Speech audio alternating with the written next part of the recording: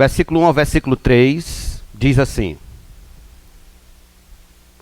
Num dia em que os filhos de Deus vieram apresentar-se diante do Senhor, veio também Satanás entre eles, apresentar-se diante do Senhor. Então o Senhor perguntou a Satanás: De onde você vem? Satanás respondeu ao Senhor: De rodear a terra e passear por ela. E o Senhor disse a Satanás: Você reparou no meu servo Jó? Não há ninguém como ele na terra. Ele é um homem íntegro e reto, que teme a Deus e se desvia do mal. Ele ainda conserva a sua integridade, embora você me incitasse contra ele para destruí-lo sem motivo. Oremos. Altíssimo Deus, Pai de nosso Senhor e Salvador Jesus Cristo, eu te dou graças, pois tua palavra está aberta ante nossos olhos, e rogamos ao Senhor que tu nos dê a iluminação necessária do teu Espírito Santo, para assim aprendermos o que está revelado aqui, segundo a tua vontade. Ajuda-nos, socorre-nos, ó Deus, pois sem a ação do teu Espírito em nosso coração, permanecemos em trevas, cegos, quanto ao que o Senhor deixou de profundidade para nós nesse texto. Em nome de Jesus eu te peço que o Senhor dê graça, não apenas a mim, mas a todos os meus irmãos que aqui estão, para que aprendamos juntos da tua palavra. Em nome de Jesus, gratos, todos nós digamos amém. Permaneça com sua Bíblia aberta aí, por favor. Estas palavras são a introdução da segunda fase da provação de Jó. Lembrem que eu falei que Jó tem duas fases de provação. Na primeira fase, ele perde seus bens e perde seus filhos. Nós estamos entrando agora na segunda fase. Essas palavras que Deus disse aqui, nessa conversa que teve com o inimigo de nossas almas, ela é bem semelhante, são bem semelhantes essas palavras ao que encontramos no capítulo de número 1. E mais uma vez o cenário muda. O cenário sai da terra e volta para o céu, para a assembleia dos santos anjos com Deus. Outra vez você pode perceber que esses anjos são chamados de filhos de Deus, indicando aí o tipo de relacionamento paternal e íntimo que eles desfrutavam com o nosso Senhor nos céus. Entre eles, mais uma vez, vem o intruso, Satanás, a antiga serpente, o dragão, o acusador de nossos irmãos. Neste segundo momento, é perceptível que o clima não está mais tão amistoso quanto antes estava na primeira visita que Satanás aparece no capítulo 1. Desta vez, o diabo não veio apenas apresentar, não veio apenas entre eles, ele veio, na verdade, apresentar-se como quem vem para uma prestação de contas dos seus atos contra Jó. Daqui em diante, ocorrerão alguns fatos por meio dos quais poderemos extrair algumas lições importantes para a manutenção da nossa fé em Deus. Quais são essas lições, pastor? Em primeiro lugar, a primeira lição é esta: saiba que Satanás nos vigia dia e noite. Satanás nos vigia dia e noite. No versículo 2 nos diz: Então o Senhor perguntou a Satanás: De onde você vem? Satanás respondeu ao Senhor: De rodear a terra e passear por ela. Em outras palavras, ele continuou em ação, executando seus planos malignos ao redor do mundo, observando, obviamente, os servos de Deus e atacando-os como podia. Jó, obviamente, era um desses servos. Meus irmãos, logo de cara, podemos aprender aqui que é tolo acreditar que o inimigo de nossas almas está quieto. É tolo acreditar que Satanás está em stand-by, está quieto, parado, estacionado em suas ações, sem nos observar dia e noite, noite e dia. o apóstolo Pedro nos diz que Satanás vive como um leão faminto, nos rodeando a igreja, rodeando os servos de Deus, rodeando os filhos de Deus, procurando alguém para devorar, para destruir, destroçar, solapar com suas vidas por meio de toda sorte de males. Então ouça, eu creio particularmente que este verso de número 2 não está aqui por acaso, mas sim para nos advertir mais uma vez que o inimigo de nossas almas continua em operação, continua agindo, mesmo depois de cada ataque que ele desfere contra os santos de Deus, Satanás continua agindo e atuando. Assim como os espiões de uma nação vivem esperando uma falha dos sistemas de governo, de segurança de outras nações inimigas, assim vive o diabo pacientemente nos observando, olhando atentamente para cada um de nós, esperando o momento oportuno de nos atacar. É assim que ele age e é assim que ele vive. Daí a nossa primeira lição é lembrar deste fato, de um fato que muitas das vezes, principalmente nós reformados, queremos passar por cima, queremos abrir mão, não queremos olhar, não queremos tocar. É o fato de que nós temos um inimigo feroz, terrível, que nos vigia dia e noite.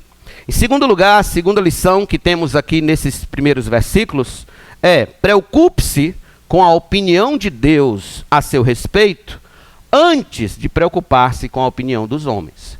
Preocupe-se com a opinião de Deus a seu respeito, antes da opinião dos homens. O versículo 3 diz assim: e o Senhor disse a Satanás: você reparou no meu servo Jó? Não há ninguém como ele na terra. Ele é um homem íntegro e reto, que teme a Deus e se desvia do mal. Só até aí por enquanto. Veja, o testemunho do Senhor sobre Jó continua o mesmo. Que agora, mesmo sem gado, sem ovelhas, sem jumentas, sem camelos, sem filhos, sem servos, continua como um homem que teme a Deus, íntegro, reto, que se desvia do mal. Mesmo debaixo de tamanhas perdas, quem aqui já perdeu um filho sabe a dor de Jó. Mesmo debaixo de tamanhas perdas, o Senhor afirma que não há ninguém como ele na terra. Ele permanece aos olhos do Senhor como o maior do Oriente. Para os homens, para os seus vizinhos de fazenda, para os seus familiares mais distantes, para os homens que o conheciam, talvez Jó, na condição em que estava, não passasse de um coitado miserável que deu errado, que não teve sorte. Aos olhos dos homens, obviamente, Jó não passava de um mendigo, um infortunado, alguém digno de dó por ter perdido todos os seus bens e todos os seus filhos num dia só. Todavia, veja como Deus vê Jó, como Deus considera Jó, como Deus lida com Jó. Diante de Deus, ele continuava bem-aventurado. Diante de Deus, ele continuava como alguém ímpar sobre a face da terra, como um homem sem comparação. Não há ninguém como ele na terra. Irmãos, algumas vezes me pergunto se nós, crentes do século 21, não vivemos mais preocupados com a opinião dos outros a nosso respeito do que mesmo com a opinião do próprio Deus a nosso respeito. Isso não quer dizer, obviamente, que não devamos nos preocupar, levar em conta a questão do nosso bom testemunho. Em várias passagens nós somos exortados a ter bom testemunho dos de fora. No entanto, muito das nossas preocupações com a opinião alheia se baseia mais naquilo que temos do que mesmo naquilo que de fato somos. Há pessoas que vivem escravas disso. Estamos mais preocupados em mostrar aos outros o que temos, como estamos no mesmo patamar social em termos de casa, roupa, carro, dinheiro, joias, smartphones, bolsas de grife, relógios de grifes, etc., do que mesmo em mostrar nossas virtudes como filhos de Deus. O que, por sua vez, depõe profundamente contra a fé cristã. Essa preocupação de como somos vistos socialmente, se somos aceitos socialmente, se as pessoas nos dão certos créditos sociais, em termos de status quo, em termos de influência, em termos de poder, em termos de luxo, tudo isso vai de encontro ao Evangelho. Por quê, pastor? Porque a nossa preocupação primordial e diária deve ser com a opinião de Deus a nosso respeito. E Deus não está preocupado com o que você tem. Deus não está preocupado com o relógio que você usa, com o carro que você anda, com o quanto que você ganha, com o apartamento que você mora, com o bairro que você mora. Deus não está preocupado com isso. Deus não olha dos céus para isso. Quando Deus olha dos céus, a opinião dele vai se fazer, se construir em cima do que você é. Por essa razão é que nós temos que colocar como nossa preocupação primordial e diária a opinião de Deus a nosso respeito, não com a opinião de um mero mortal feito nós, até porque sempre haverá crítica e sempre haverá inveja. Em Gálatas capítulo 1, versículo 10, Paulo disse: por acaso eu procuro agora o favor das pessoas ou o favor de Deus? Ou procuro agradar pessoas? Se ainda estivesse procurando agradar pessoas, eu não seria servo de Cristo. Eu não seria servo de Cristo. Ou seja, a preocupação primordial do apóstolo era a de agradar a Deus, não os homens. De satisfazer os olhos de Deus, não os olhos dos homens. De alegrar o coração de Deus e não meramente o coração dos homens. E seus achismos e suas opiniões.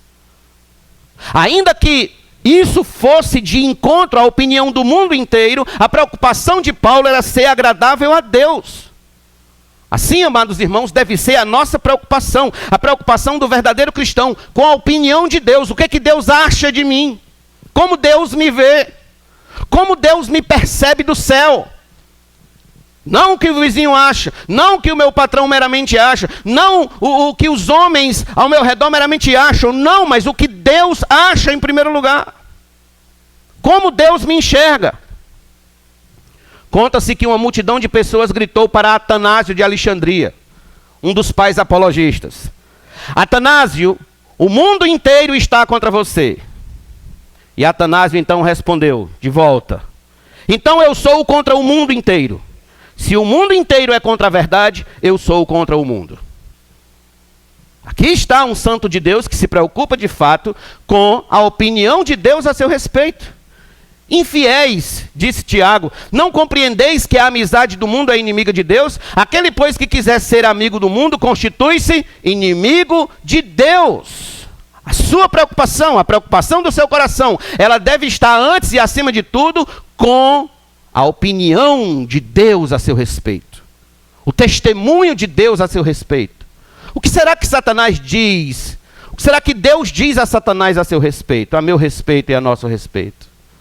O que será que ele diz? Aí eu pergunto, estamos nós preocupados com a opinião das pessoas a nosso respeito ou com a opinião de Deus?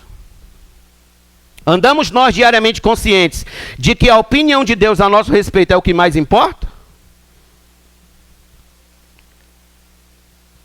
Quem você vive diariamente preocupado em agradar? A Deus ou aos homens? Então essa é a nossa segunda lição. Que a opinião de Deus é o que mais importa.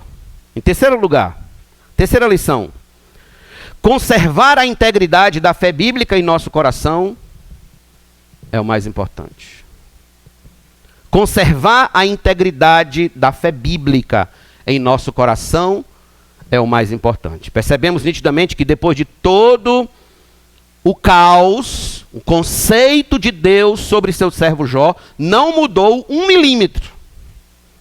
Deus não mudou 1 milímetro acerca do que ele pensava a respeito de Jó. Tudo permaneceu intocável. Porém, mais que isso, o que Deus falou a respeito de Jó no capítulo 1, agora é acrescentado com algo mais a seu testemunho. No versículo 3, parte B, Deus disse: ele ainda conserva a sua integridade, embora você me incitasse contra ele para destruí-lo sem motivo. Preste atenção. Não podemos perder de vista a missão do diabo. Qual era a missão do diabo? Atacar Jó, a fim de que Jó blasfemasse ou não contra Deus. Murmurasse, reclamasse ou não contra Deus. Esta foi a missão com que o diabo saiu do céu lá no capítulo 1. Entretanto, como a gente viu, no final do capítulo 1, o escritor do livro de Jó registrou que, ao invés de blasfemar, ele adorou. E em tudo isso, ele não pecou, disse o escritor no verso de número 22 do capítulo 1, nem atribuiu a Deus falta alguma. Em outras palavras, a primeira batalha de Satanás falhou. A sua ideia de que Jó adorava a Deus porque recebia dinheiro, porque recebia gado, porque tinha filhos saudáveis, porque tinha uma fazenda, tinha conforto, tinha poder e tinha fama, essa ideia não se sustentou diante da fidelidade do servo de Deus. Não se sustentou. E aqui então está o Senhor dizendo ao diabo que Jó, apesar dos pesares, apesar de não ter mais filhos, apesar de não ter mais gado, apesar de não ter mais servos, de não ter mais ovelhas, bois, etc., ainda conserva a sua integridade. Que testemunho, irmãos. Que testemunho. O testemunho de Deus a respeito de Jó.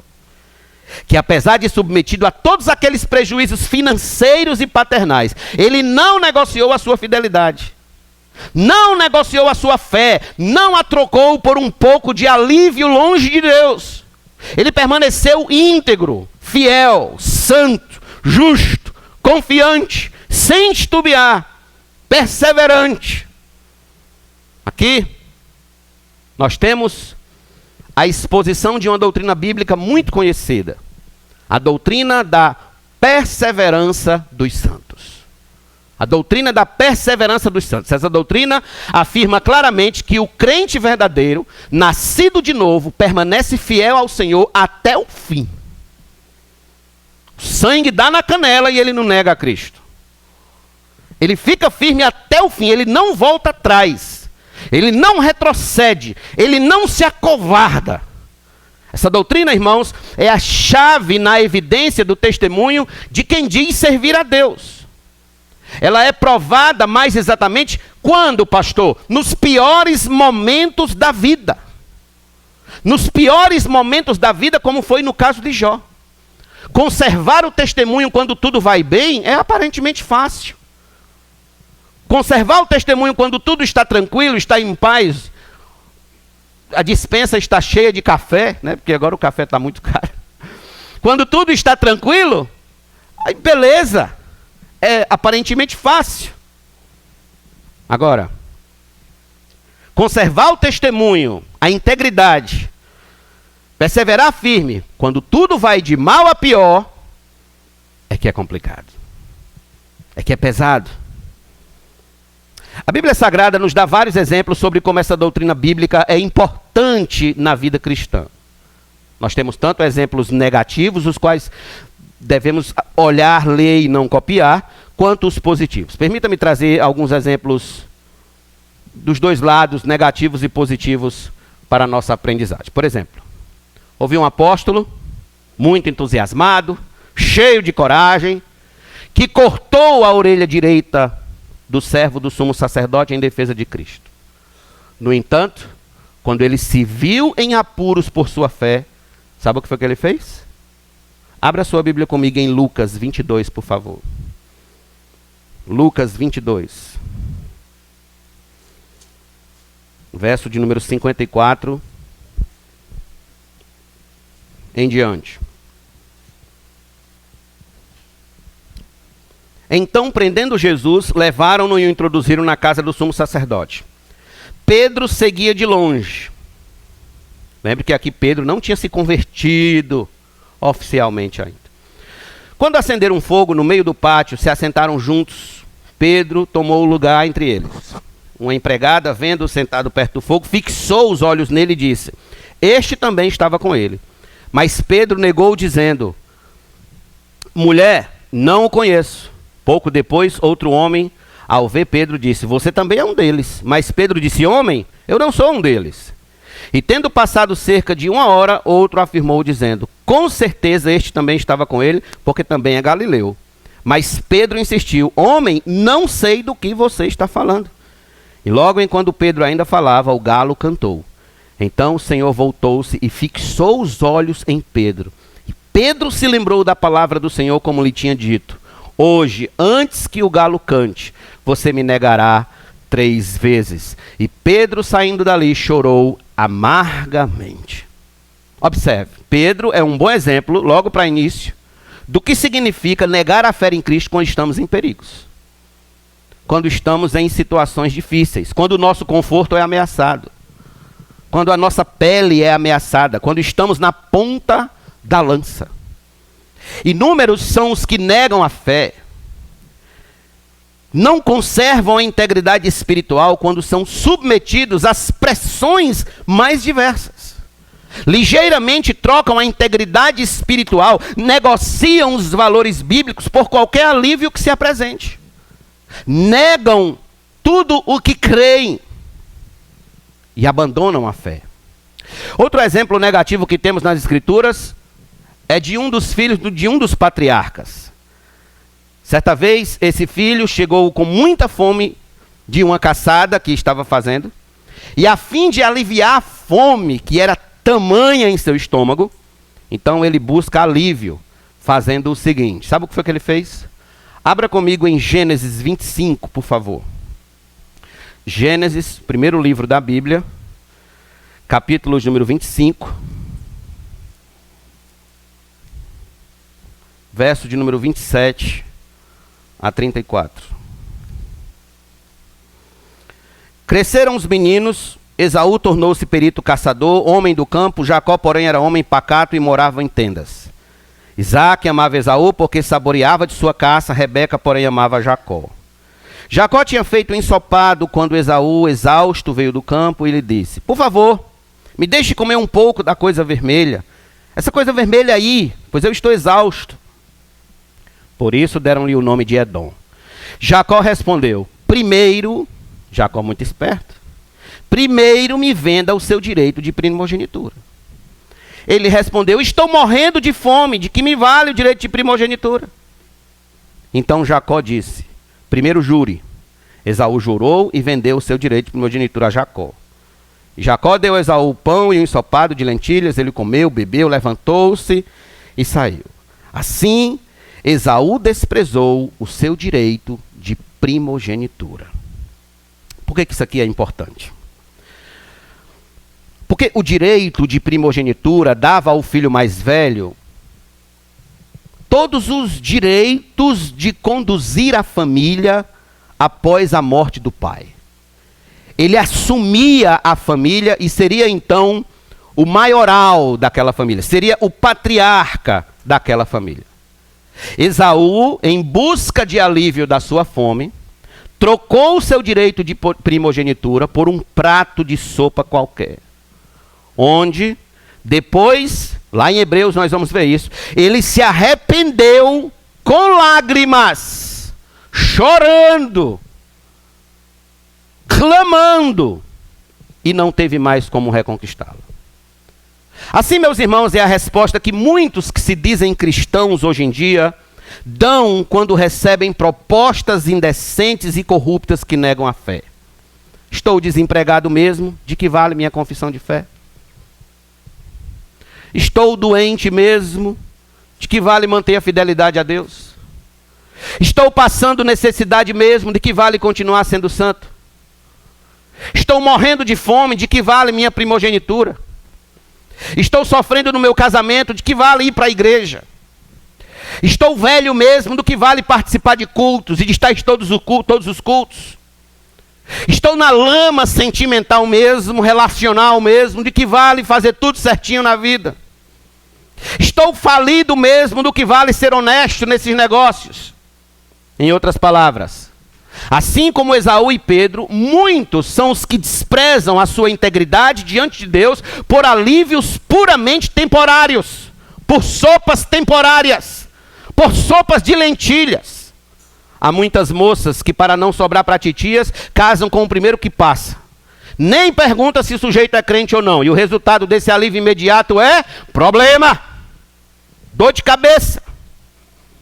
Conheci a história de uma mulher que casou com um rapaz, para não ficar por titia, casou com um rapaz testemunho de Jeová. Quando ela viu o demônio que trouxe para dentro da casa dela e da vida dela, foi falar com o pastor e o pastor disse, vai ter que aguentar agora, né? Vai ter que aguentar. Há homens cristãos que, na ânsia de fugir do desemprego, aceitam qualquer emprego, até como porteiro de motel, mudando com isso, ferindo com isso a fé apostólica. Existem irmãos que, para fugir das enfermidades, levam todo tipo de gente para orar dentro da sua casa, até rezadeira com pé de peão. Pede oração em tudo que é religião. Eu sei que nós somos de religião diferente, mas apele ao seu Deus aí, quem sabe. Eu vi isso, eu já vi isso. Então, irmãos, este é um cuidado que a gente deve ter quando passa por grandes tribulações. Não trocar a nossa integridade por meros alívios, por meros paliativos que nos são oferecidos. Aqui estão exemplos negativos, Esaú, Pedro e tantos outros. Por outro lado, as Escrituras nos dão exemplos positivos. E além desses exemplos, vários conselhos sobre o valor de perseverarmos, conservarmos a integridade da vida espiritual ante qualquer situação que a gente passe. Por exemplo, vamos mais uma vez para as Escrituras. Abra sua Bíblia comigo em Hebreus, capítulo número 11. Hebreus 11, verso 32 em diante, diz assim: E que mais direi? Certamente me faltará o tempo necessário para falar de Gideão, de Baraque, de Sansão, de Jefté, de Davi, de Samuel e dos profetas, os quais, por meio da fé, conquistaram reinos, praticaram justiça, obtiveram promessas, fecharam a boca de leões, extinguiram a violência do fogo, escaparam de ser mortos à espada, da fraqueza tiraram força, fizeram-se poderosos na guerra, puseram em fugas exércitos estrangeiros. Mulheres receberam pela ressurreição os seus mortos. Alguns foram torturados, não aceitando o seu resgate, para obterem superior ressurreição. Outros, por sua vez, passaram pela prova de zombarias e açoites, sim, até de algemas e prisões. Foram apedrejados, cerrados ao meio, mortos ao fio da espada, andaram como peregrinos vestidos de peles de ovelhas e de cabras, passaram por necessidades, foram afligidos e maltratados.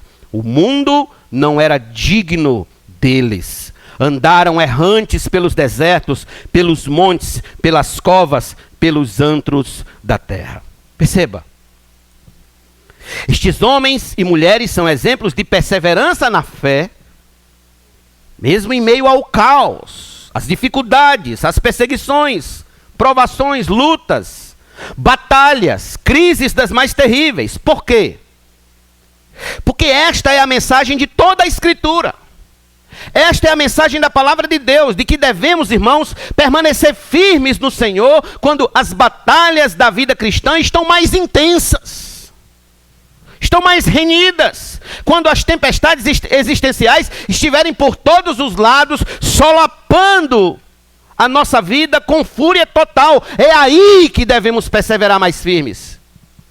É aí que olharão para nós e se perguntarão: por que que você ainda conserva com integridade a sua fé. Que é o que a mulher de Jó vai fazer isso. Ainda no capítulo 2. Amaldiçoe a Deus e morre. Paulo, apesar de ser um homem de fé, ele tinha um grande medo. Ele tinha um medo terrível. E ele disse em uma de suas cartas qual era este medo. Você sabe qual é? Abra na primeira carta aos Coríntios, capítulo número 9. Versículo de número 24. Este era o medo, o grande medo do santo apóstolo.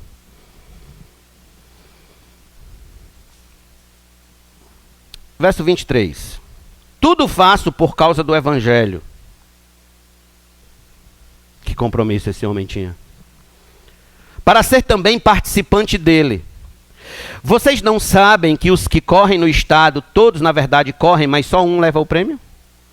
Corram de tal maneira que ganhem o prêmio. Todo atleta em tudo se domina. Aqueles para alcançar uma coroa incorruptível. Corruptível, perdão. Nós, porém, a incorruptível. Assim corro também eu, não sem meta. Assim luto, não como desferindo golpes no ar, mas esmurro o meu corpo e o reduzo à escravidão, para que, tendo pregado a outros, não venha eu mesmo a ser desqualificado. Paulo diz, numa linguagem figurada, que esmurrava o próprio corpo a fim de não se achar entre aqueles que não conservam a integridade da fé bíblica. De não ser achado entre aqueles que negam a Cristo, que negam a fé, que se perdem espiritualmente. Esse era o seu grande medo. E aí eu pergunto, é o seu também? É o seu medo também? Quantos, meus irmãos, são os que um dia ostentaram a bandeira do evangelho e hoje estão desqualificados por negarem a fé após uma dificuldade financeira, uma dificuldade na saúde, uma dificuldade no casamento, uma dificuldade sentimental? Quantos são os que, se dizendo cristãos e não conservando a integridade da fé bíblica, não estão totalmente fora do reino de Deus? Porque não perseveraram. Quantos que antes eram homens e mulheres que se diziam temer ao Senhor e hoje vivem afastados do evangelho, blasfemando o santo nome de Deus, depois de uma grande prova, não foram aprovados na prova, não receberam a tutela de aprovação. Meu amigo, em nome de Deus e das Escrituras, escute isso aqui. Se não quisermos andar entre os Esaús, os Saús, os Judas, os Demas da vida, nós devemos renunciar a nós mesmos, guerrear contra nós mesmos, nossas paixões que militam contra o Espírito Santo, para nos afastar do Senhor, levando-nos para a terra da blasfêmia. Precisamos lutar e batalhar perseverante na fé, mantendo-se firmes. Porque o que o diabo mais quer, a missão dele, é que em nome de alívios temporários, a gente blasfeme de Deus. Em nome de alívios temporários, a gente negue a fé. A gente abandone os valores bíblicos. A gente troque a nossa integridade espiritual por presentes que este mundo tem a nos oferecer longe de Deus. Isso é um perigo. Mas é uma realidade. Pastor, onde encontrar substância para alimentar a fé bíblica e não blasfemar de Deus? Onde eu posso encontrar essa substância? E esta é a quarta lição que eu trago para vocês hoje à noite. Em quarto lugar, alimente a fé do seu coração com a palavra de Deus. Alimente a fé do seu coração com a palavra de Deus. E aí eu quero trazer você a um texto, em Mateus capítulo número 7.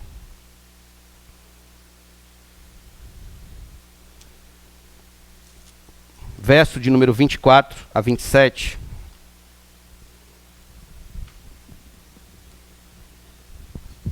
Que diz assim: todo aquele, pois, que ouve estas minhas palavras e as pratica, será comparado a um homem prudente, que construiu a sua casa sobre a rocha.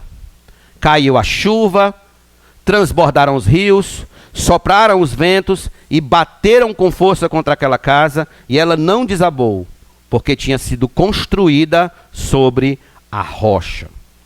E todo aquele que ouve estas minhas palavras e não as pratica, será comparado a um homem insensato, que construiu a sua casa sobre a areia.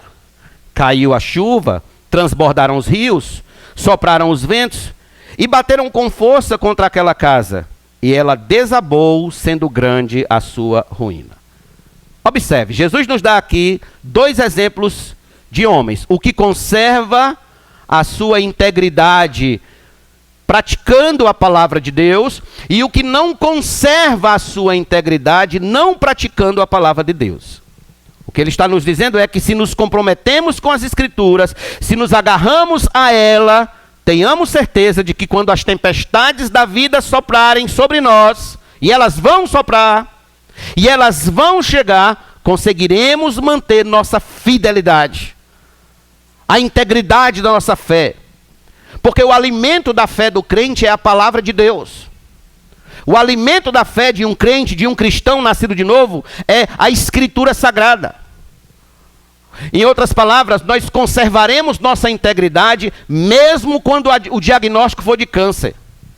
Nós conservaremos a nossa fidelidade mesmo quando os filhos se fizerem rebeldes. Nós perseveraremos firmes mesmo quando o casamento não for 100%, estiver em crise. Seguiremos avante na fé mesmo quando o desemprego bater em nossa porta. Não nos acovardaremos na fé mesmo quando a morte levar um familiar querido, como foi no caso de Jó. Do contrário, se somos relapsos, negligentes com nosso compromisso com Deus, com a sua palavra, nós abalaremos a nossa integridade espiritual. Ela não permanecerá de pé. Descompromisso com a palavra de Deus é construir a sua vida sobre a areia. Sobre a areia. Ou não ter raízes. Como em Lucas capítulo 8, versículo 13, Jesus disse, falando da parábola do semeador: os que estão sobre a pedra são os que, ouvindo a palavra, a recebem com alegria. Veja, tem até certa alegria, certa euforia, certo júbilo. Então nosso Senhor continua: estes não têm raiz, creem apenas por algum tempo, e na hora da provação se desviam. Na hora da provação, esta é uma hora para a qual nós devemos estar preparados. A hora da provação. Todos os santos de Deus passam por ela. Os puritanos a chamavam de a noite escura da alma. Quando ela chegar, se não tivermos raízes profundas, como o bambu chinês, que cresce mais para baixo do que para cima, tendo raízes bem resistentes, se não estivermos firmes, logo nos desviaremos do Evangelho, abandonaremos a cruz, largaremos a fé, porque só tem raiz profunda quem tem contato diário, constante com a palavra de Deus, com a Bíblia Sagrada. Quem tem compromisso de leitura, quem tem compromisso de ouvir a palavra de Deus, quem tem compromisso de viver e de praticar a palavra de Deus.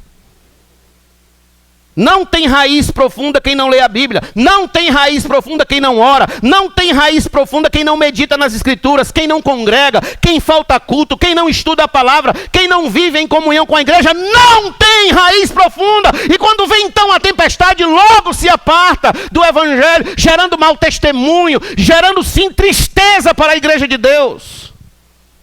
Porque não tem raiz profunda. Não lê a palavra.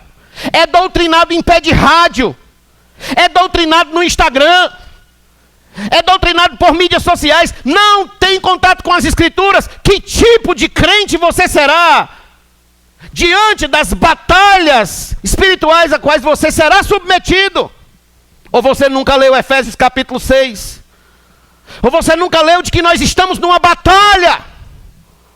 A W. Tozer vai dizer com propriedade que este mundo não é um parque de diversão para um cristão. Este mundo é um campo de batalha.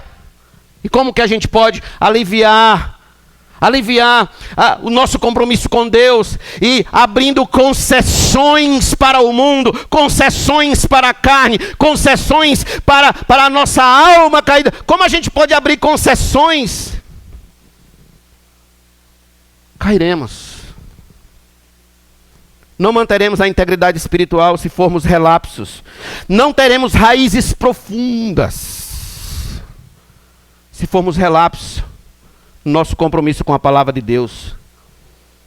Ouça, homens e mulheres, frutos desse cristianismo cor-de-rosa atual. Homens e mulheres que vivem a dar ouvidos para esse evangelho glicerina das redes sociais que se prega hoje por aí, não sobreviverão às águas do mar bravio quando vierem para afogá-los. Não sobreviverão. Pois bem, aqui estamos nós diante do exemplo de Jó. Ele conservou a sua integridade, mesmo sofrendo as piores tormentas que um homem pode sofrer. Ele é um exemplo de perseverança para cada um de nós. Foi um homem de paciência, firmeza, integridade espiritual. Não esses homens de açúcar de hoje, que na primeira pressão quer pular fora. Na primeira pressão quer sair da igreja. Na primeira pressão quer negar a Cristo. Na primeira pressão quer o caminho mais falho, o atalho. Querem sair, querem fugir. Homens de açúcar. O alimento de Jó era Deus.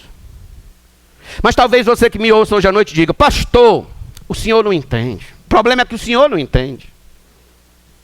Não há quem passe o que eu passo. Não há quem sofra o que eu sofro. O senhor não sabe o marido que eu tenho, a mulher que eu tenho, o patrão que eu tenho, o vizinho que eu tenho, os meus problemas de saúde. Pastor, só sabe onde aperta o sapato quem calça.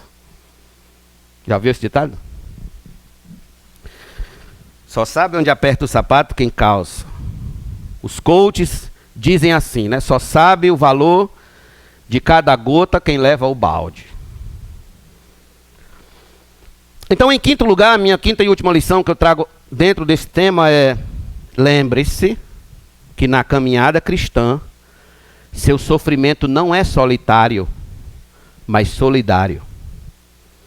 Na caminhada cristã, seu sofrimento não é solitário. Você não está sozinho, sofrendo sozinho, mas solidário. Solidário.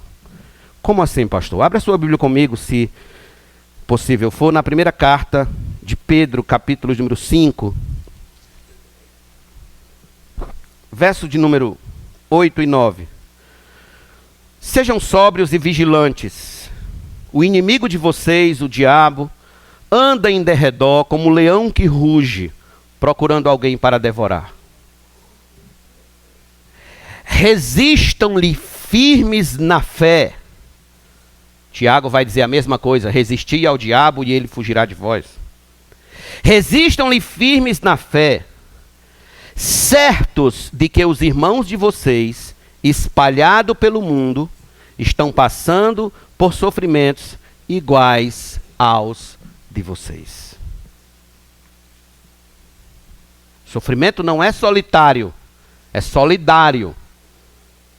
Segundo o apóstolo Pedro, não é só você que está sofrendo com um casamento, com um filho rebelde, com uma mãe que lhe maltrata, com um pai que lhe persegue, com um vizinho que lhe odeia, um patrão que lhe humilha. Vários irmãos estão sofrendo a mesma coisa no mundo inteiro. Logo, essa desculpa que seu sofrimento é único e insuportável ao ponto de que se você negar a Cristo é absolutamente justificável, cai por terra diante desse texto. Cai por terra. Deus não nos manda uma prova que não possamos suportar, disse o apóstolo Paulo. Deus não nos manda uma prova. Vários dos nossos irmãos estão passando pelo mesmo calvário no mundo inteiro. O Senhor nos dará força para suportar, perseverar, ficar firmes até o fim e não cedermos diante de ofertas de alívios temporários que se nos apresentam. E isto se dará, meus irmãos, à medida que nós conhecemos cada vez mais a Deus. A força do crente vem à medida de que ele conhece cada vez mais a Deus. Ou seja, quanto mais eu conheço do caráter de Deus, quanto mais eu conheço das promessas de Deus, quanto mais eu conheço das profecias de Deus, quanto mais eu conheço da pessoa de Deus, mais firme eu estarei em meu coração de seu auxílio, de seu socorro, de seu amparo, de seu cuidado e de seu amor. Quanto mais olharmos para Cristo e sua cruz, quanto mais nos espelharmos em nosso Salvador e em sua vida, em sua morte e em sua ressurreição, sim, mais teremos confiança de que chegaremos até o fim e seremos mais que vencedor. O escritor aos Hebreus, no capítulo número 12, ele nos trouxe o seguinte desafio. Hebreus 12, verso de número 1 ao 3. Portanto, também nós, visto que temos a rodear-nos tão grande nuvem de testemunha, livremo-nos de todo o peso e do pecado que tão firmemente se apega a nós. E corramos com perseverança a carreira que nos está proposta, olhando firmemente para o autor e consumador da fé, Jesus, o qual, em troca da alegria que lhe estava proposta, suportou a cruz, sem se importar com a vergonha, e agora está assentado à direita do trono de Deus. Portanto, pensem naquele que suportou tamanha oposição dos pecadores contra si mesmo, para que vocês não se cansem, nem se desanimem. A preocupação do autor de Hebreus era que aqueles irmãos que estavam passando por lutas e dificuldades, não se cansassem nem desanimassem na fé, mas perseverassem, olhando firmemente, fixamente. Não olhe para o pastor, não olhe para o irmão ao lado, não olhe para o diácono, não olhe para o presbítero, não olhe para o missionário. Pare de olhar para o homem, pare de olhar para o evangelista, pare de olhar para o grande pregador da internet, pare em nome de Jesus, olhe para Cristo. Mire em Cristo, fixe seus olhos em Cristo, você nunca será decepcionado, nunca será abandonado, nunca será deixado para trás. Ele cuidará e amará você até o fim, e ainda estará com você por toda a eternidade, para a glória de Deus Pai. Olhe para Cristo. O autor dos Hebreus sabia da nossa fraqueza de desanimar e cansar diante dos abalos da vida. Ele sabia que a gente seria tentado pelo diabo a desistir da fé. Se há alegria no céu quando um pecador se converte, também há alegria no inferno quando um crente se desvia. Há alegria no inferno. Então, meu amigo, se tão somente você sair daqui mais fortalecido a conservar a sua integridade espiritual diante das crises da vida, a não blasfemar de Deus, a permanecer firme quando a dor for mais aguda,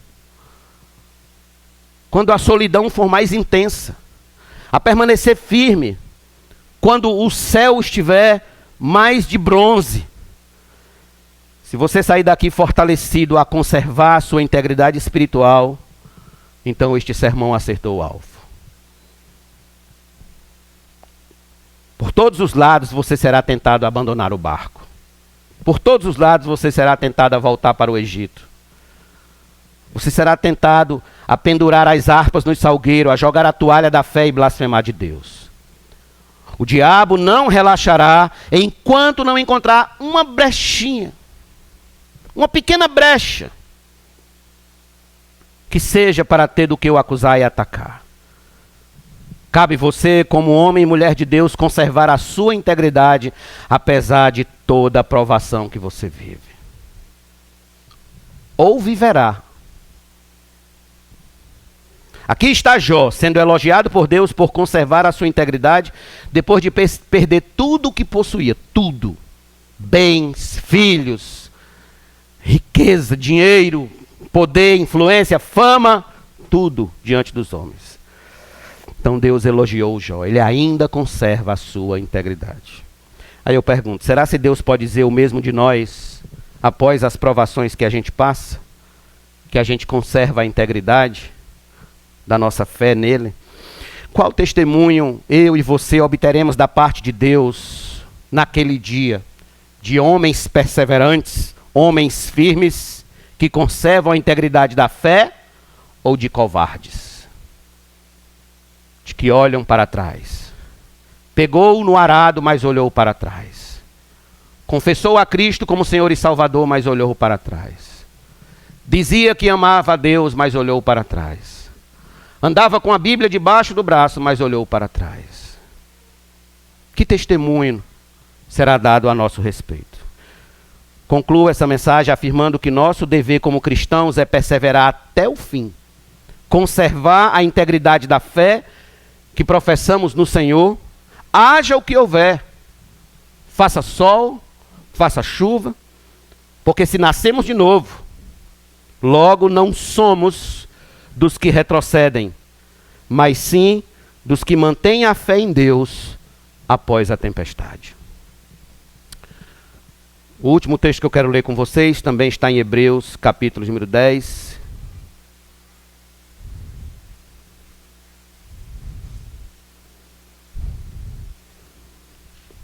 Um texto clássico da doutrina da perseverança dos santos.